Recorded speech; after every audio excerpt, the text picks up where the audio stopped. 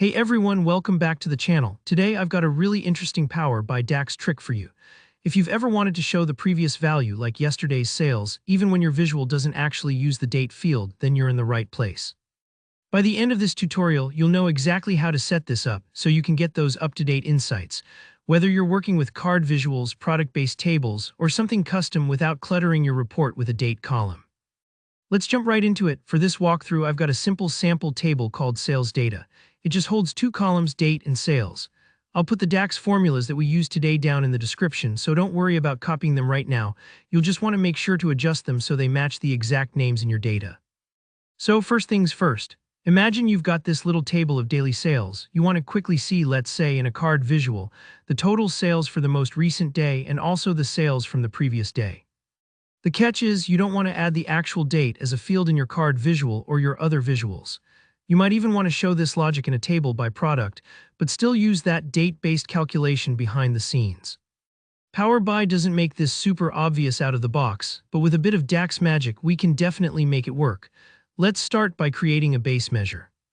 The base measure will calculate your current sales total. Nothing fancy here, but it's important as your reference point. Just use a simple sum over your sales column. This becomes your building block for both the current and the previous values. Next, you'll want a measure that figures out what your latest date actually is, especially since you won't always be showing the date in your visual. To do this, we're going to use DAX's time intelligence. The formula uses either the max or lastDate function.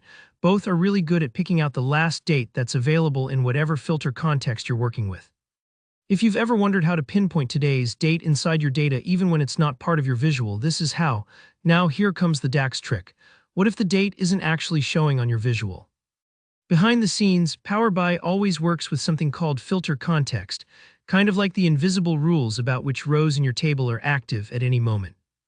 If you don't have the date column in the visual, Power BI relies on the last date available in your whole table or in whatever you've filtered. So how do we grab the previous day's sales, no matter what's being shown in your visual? This step is where you'll write a new measure using DAX. The core idea is to use the max or lastDate function to capture the current date in filter context, even though it's not directly on your visual.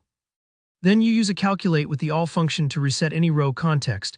Think of it like temporarily ignoring any filters on your data.